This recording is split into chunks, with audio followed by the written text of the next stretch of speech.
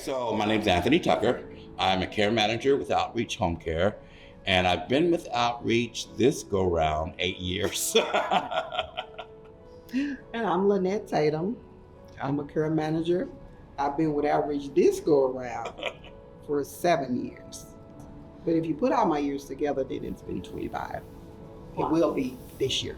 Wow. And I started in 2010 when I first came on board with Outreach. So that would be 15 years.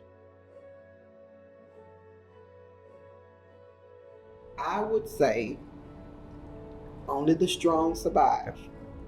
You can't be a weak person coming into this field because it can overwhelm you if you don't know how to balance.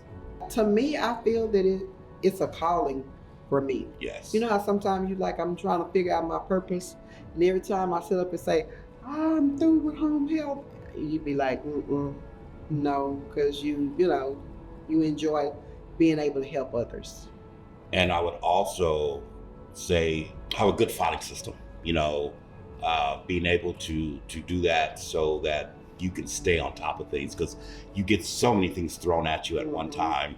And if you don't have your own good filing system, you're just going to be lost. Just completely lost. Be thrown out there to the wolves. Yes, and with a piece of meat around your neck.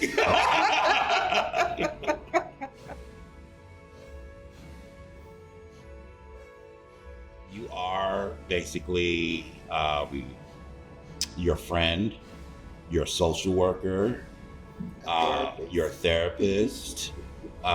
You touch so many, you got to wear so many hats, but people really appreciate that because you become knowledgeable to help them, move on with their lives. A lot of them get stuck and they don't have that kind of help.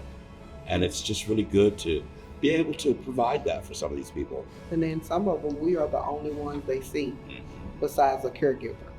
Because some of them, family don't come, don't visit. So when we come out and, we're nice, respectful, and, sit down and, talk and laugh, because laughter is good for the soul. Yes. So that's a good thing that makes me feel good. Yes. Anytime I can make somebody happy. I would say the stability of Outreach, because we've been around 50 years and nobody has never bought us out. We've been up under the same management, the same people, the same owners. So to me, that speaks very highly of Outreach. That's a good value. And I think Outreach likes to really go out to make sure that we are taking care of our clients versus some agencies where they might just send somebody in and, okay, well, here's your caregiver, bye. Yeah. We do for our caregivers, we do for our clients. Mm-hmm. And I think a lot of people gravitate towards this company because of the perks that Outreach can provide. Yeah, and to me, I can see that we're an agency that has floaters. There's a lot of agencies out here that don't do not have floaters. Yeah. So if a client just don't have nobody, they just don't have missed, and we have. So we have our floaters that go out and help with, the clients when they don't have a regular caregiver. So I believe that they love that. Yes.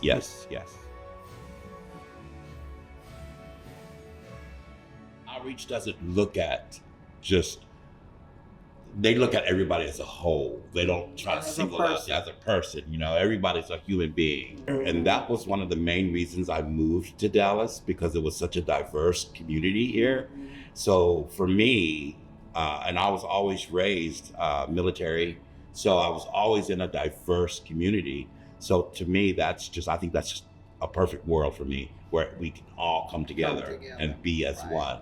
We all seem to get along. Yes. Everybody is, it's just like a family, which it is a family-owned business. And Outreach holds that as a family-owned business. Everybody's kind of treated like family. Yeah, right? You have John David, you have Emily that, when they see you, they speak, they laugh. You just can be yourself just like you was with Buddy. Right. And I would say too, Sarah, you were always planning when it comes to holidays, and you're a good planner. Yes. We always seem to have fun. Our games and everything that you put together is real fun.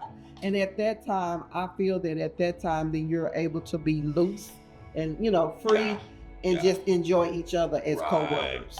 You have to be just tight collar type environment. You can kind of let your hair down a little bit. And be yourself. To be yourself. Yeah. Well, which I'm going to be myself regardless. Yeah, we know that.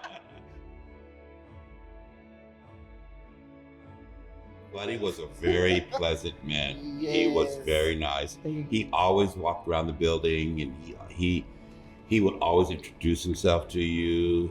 He was genuinely concerned about the welfare of his people that worked under him. Yeah, he was a wonderful man to work for. Yes, I tell everybody this story. When I first met Buddy, I didn't know who he was because he did not carry himself like he was. No, he didn't. Yeah.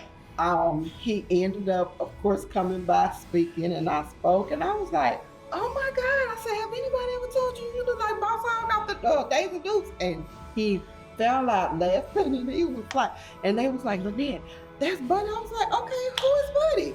And they was like, "That's the owner." I was like, "Okay, well, I just told him he looked like Boss Hogg off of that, Dukes of Hazzard."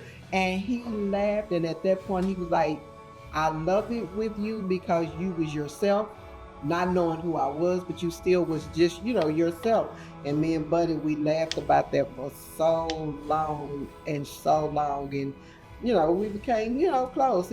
Buddy was my guy. He was a very nice man. He was. Very nice man. I miss him dearly. Dearly.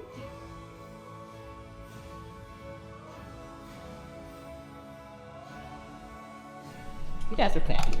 See, I knew it. I was like, let's get it. Your energy. Seriously, I was like, your energy, your personality. Oh, this is my work. Yeah, this is my work wife. Exactly.